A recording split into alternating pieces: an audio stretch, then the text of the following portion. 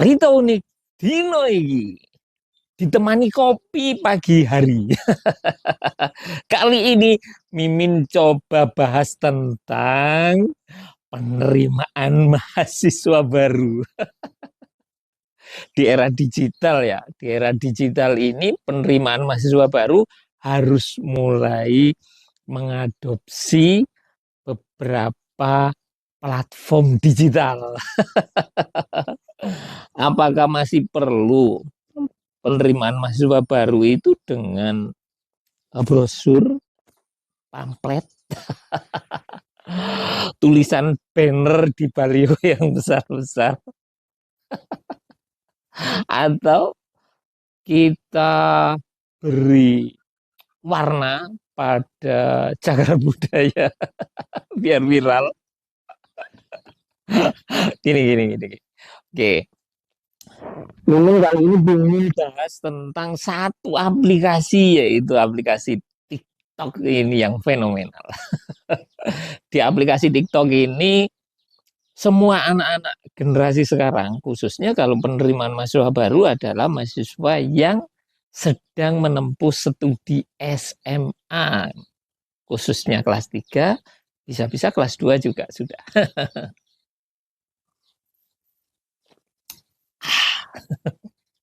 Ini anak kelas SMA yang hampir lulus atau lulus pada saat itu, yang kelas 3 ya.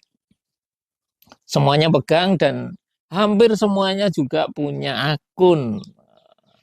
Teman-teman PMB gimana caranya berlomba untuk bikin konten yang menarik, yang bagus. Tapi harus ada dua konten yang muatannya berbeda. Yang pertama konten khusus untuk calon mahasiswa baru. Jadi konten khusus untuk calon mahasiswa baru itu yang jelas kontennya yang menarik, yang tidak terlalu mengikat, yang tidak terlalu ketat, tapi yang menarik, yang enjoy. Bisa jadi, oh kalau kuliah di perguruan tinggi kami itu ada kesempatan pendidikan di luar perguruan tinggi. Jadi bisa dalam negeri ataupun bisa luar negeri. Lihat, di perguruan tinggi itu ada tidak ya kesempatan untuk menempuh belajar di luar program studi, baik dalam negeri ataupun luar negeri. Cari itu. Pasti diminati oleh calon mahasiswa baru ya. Ada lagi misalkan ada kesempatan pengakuan prestasi dari mahasiswa. Jadi prestasi non akademik juga diakui dan syukur-syukur ada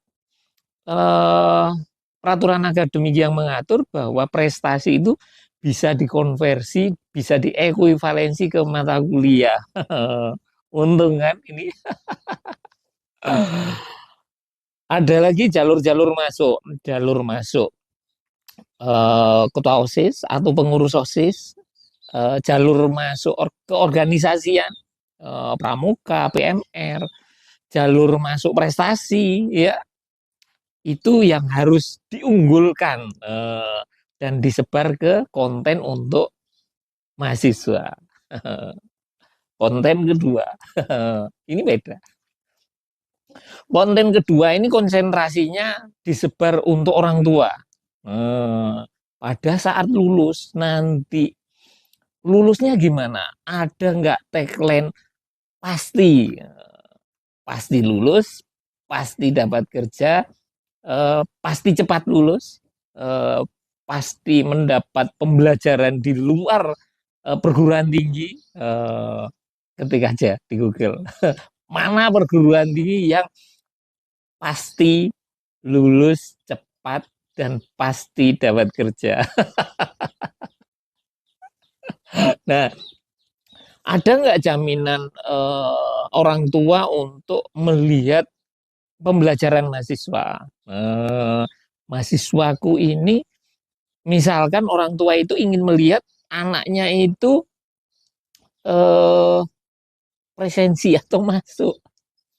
Hal sepele, tapi orang tua ingin monitoring.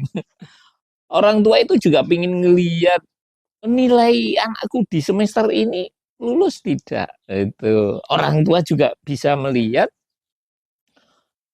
kurikulumnya itu mengukur tidak antara keaktifan mahasiswa, project based learning, case method dan juga yang lain itu diukur enggak itu. Nah, orang tua juga ingin ngelihat status pembayaran. Takutnya anaknya ini bermain ini minta terus pembayaran ternyata nggak kuliah.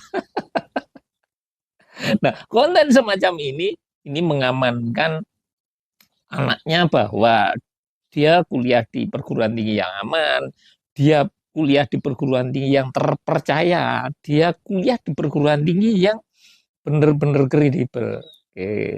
Konten ini disebar ke platformnya orang tua, karena orang tua zaman sekarang juga pegang TikTok. Oke, kita sudah punya dua konten,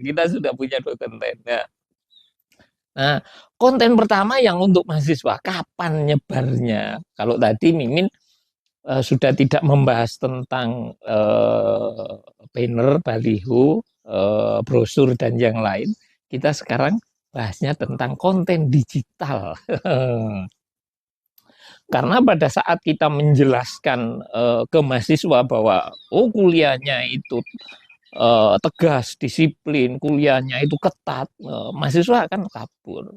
Begitu juga orang tua, jika melihat konten bahwa di perguruan tinggi itu ternyata santai, lunak, tidak terlalu ketat. Nah, orang tua juga pasti akan ragu-ragu untuk menyekolahkan anak kita di perguruan tinggi itu. Jadi penyebaran konten ini harus memilih benar-benar time dan waktu yang tepat.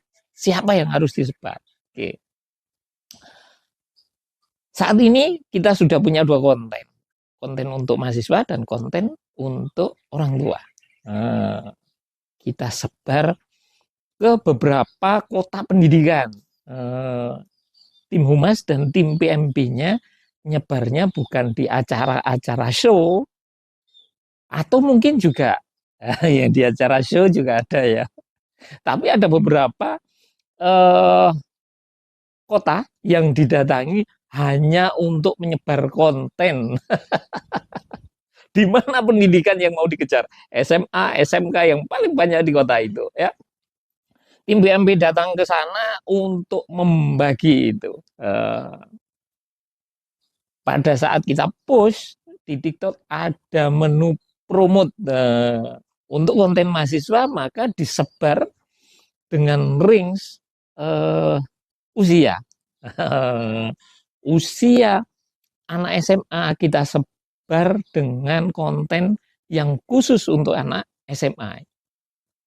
Hasilnya anak tersebut akan langsung bisa ngeliat di gadget dia.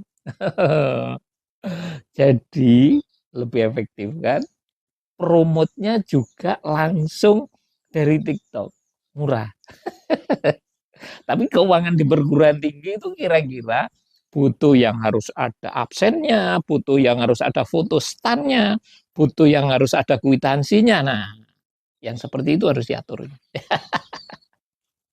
Konten kedua, konten untuk orang tua. Nah, konten untuk orang tua ini sama disebar di wilayah-wilayah tertentu juga, di kota-kota besar, ya.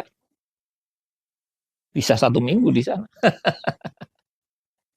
Disebar di usia-usia orang tua. Paling tidak usia orang tua itu adalah usia yang di atas 35 atau 40 tahun ya. Bagi yang nikah muda. Oke, silakan sebarkan konten untuk PMB ya. Cara ini lebih efektif daripada cara manual dan cara jadul. Anda ingin cerdas jadi PMB, Anda ingin cerdas jadi humas, ikuti TikTok algoritmanya. Kita pegang. Saya ngopi dulu ya.